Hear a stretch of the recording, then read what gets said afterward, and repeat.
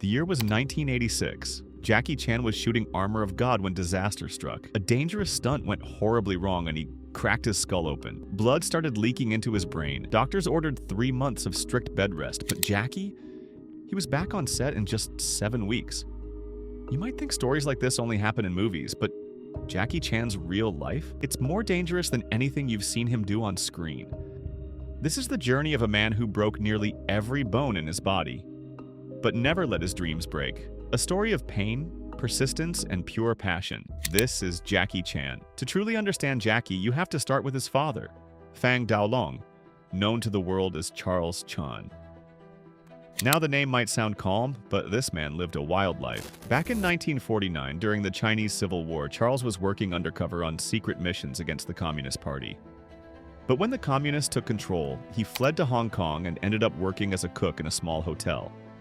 On April 7, 1954, a baby boy was born to him. They named him Chan Kong Sang. The world would later know him as Jackie Chan. But for now, let's just call him Chan. Money was tight. So when Chan turned 7, his parents left for Australia in search of better opportunities and sent him to a school in China. Not just any school, though. It was more like a military camp. Every day started at 5 a.m., 10 hours of martial arts training. Brutal punishments for even small mistakes. But Chan was a fast learner. Soon he became part of an elite performance group called the Seven Little Fortunes, trained to perform Chinese opera. But as the world changed, opera lost its charm, and movies took over. Jackie knew that if he wanted to survive, he had to step in front of the camera. In the early 1970s, Hong Kong cinema was obsessed with action. Every director wanted fearless stuntmen. Jackie was one of those guys, used like a crash test dummy. Jumping off buildings, breaking through glass, getting beaten up for real, and all for pennies. No insurance, no safety net. Then came a turning point. Director Lo Wei noticed Jackie's incredible skills and offered him a lead role in The Little Tiger of Canton. But the film flopped so hard, nobody even remembers it. Disheartened, Jackie left the industry. He moved to Australia to live with his parents and started working construction. It was there that fate gave him a new identity. His supervisor, a man named Jack, couldn't pronounce Kong Sung, so he just said, "Mate, your name's too tough. I'll call you Little Jack." The nickname stuck, and Little Jack became Jackie Chan. Just as he was settling into his new life, he got a call from Hong Kong. He was invited to work as a stuntman in Fist of Fury. And in 1972, Jackie Chan shared the screen with the one and only Bruce Lee.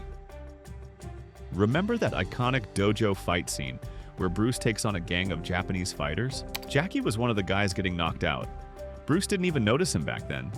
But everything changed during the filming of Enter the Dragon in 1973. There was a scene where Bruce had to swing a wooden stick. It accidentally slammed into Jackie's head, hard. He hit the floor. Bruce rushed to him panicking. "Oh my God, are you okay?" From that moment on, Bruce remembered Jackie by name. But then came July 20th, 1973, a date that shook the world. Bruce Lee had passed away. The Hong Kong film industry was left in shock. Hollywood had just partnered with Bruce for Enter the Dragon to change how the West saw Asian cinema. And now, that dream was collapsing. So director Lo Wei came up with an idea. What if Jackie becomes Bruce Lee 2.0? And that's how New Fist of Fury was born. It was supposed to be a spiritual sequel to Bruce's classic. But there was one big problem. Jackie wasn't Bruce. Bruce was intense. Jackie was fun-loving. He tried explaining that, but Lo Wei wouldn't listen. The result? Audiences rejected it. Flat out.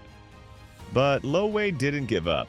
He kept trying to mold Jackie into another Bruce, again and again, nearly 5 times. But Jackie? He had other plans. Everyone was trying to turn Jackie Chan into a clone of Bruce Lee. And just when it seemed like Jackie's true self would be lost forever, one man showed up like a savior. Director Yuen Wu-ping. He saw something special in Jackie's goofy, fun-loving nature. That spark became the heart of a brand new martial arts style. That's when Snake and the Eagle's Shadow was made. And the moment it hit theaters, Jackie's mix of action and comedy created an entirely new genre. He wasn't just fighting, he was performing, almost dancing through the punches and kicks. Then came Drunken Master and it exploded. Jackie wasn't just a star anymore, he was a legend. His unique style made him the biggest action hero in Hong Kong. But with every step forward in his career, Jackie's stunts became more dangerous, more insane. In Police Story, 1985, Jackie had to slide down a pole from the third floor of a shopping mall, smashing through glass as he fell. The stunt left him with second-degree burns, deep cuts, and a dislocated pelvis. A year later, during the filming of Armor of God, 1986, Jackie tried to leap from a tree. He lost his balance and crashed headfirst to the ground. His skull cracked, and a piece of bone pierced his brain. Internal bleeding began, and doctors had to insert a plastic plug into his skull to save his life. Over the years, Jackie built an entire encyclopedia of injuries. Ankles, ribs, shoulders, back, neck. There's barely a bone he hasn't broken. In fact, it became a common practice to book a hospital room in advance wherever Jackie was shooting. His insane stunts became a global sensation. Finally, the Western world started to take Hong Kong cinema seriously. Jackie was now continuing a mission Bruce Lee had started. But where Bruce had laid the foundation, Jackie was finishing the building. And while the world saw him as an action hero, Jackie had set his sights on something new, conquering Hollywood. In the early 1980s, Jackie moved to America, hoping to make it big. But instead of applause, he was met with mockery. To them, he was just another Chinese stuntman, not someone worth giving serious dialogue to. Hollywood ignored everything: his humor, his style, his creativity. The biggest example? The Big Brawl, 1980. Jackie was supposed to be the hero of the streets, but the film flopped hard. Then came the Cannonball Run, where Jackie was reduced to a minor side character with barely 4 lines and just 8 minutes of screen time. But in 1995, Jackie received a script that would change everything: Rush Hour. At first he refused, saying, "I don't speak English." But the director smiled and said, "That's exactly why it'll be funny. The audience will love it." And boy, were they right! Rush Hour was made on a $33 million budget, and it raked in $250 million.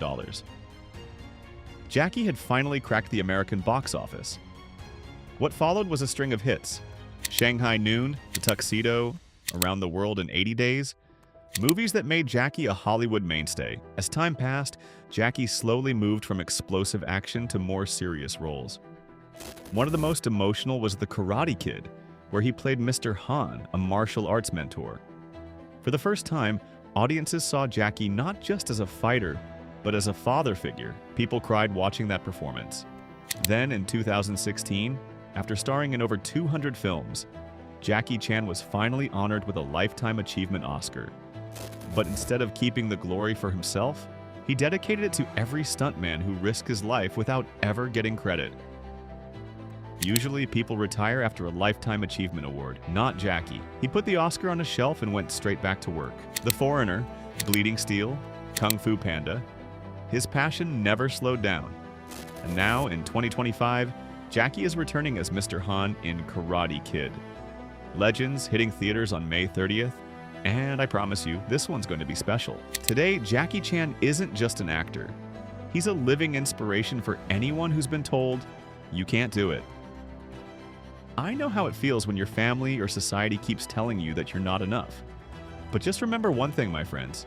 Even if your sweat feels worthless today, one day, every drop will shout your story to the world. And the same people who doubted you will stand and clap.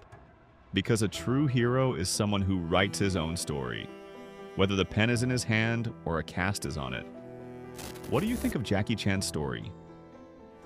Tell us in the comments. And if you like this video, go ahead, smash that subscribe button. We'll keep bringing you more stories just like this. Until next time, take care, stay strong.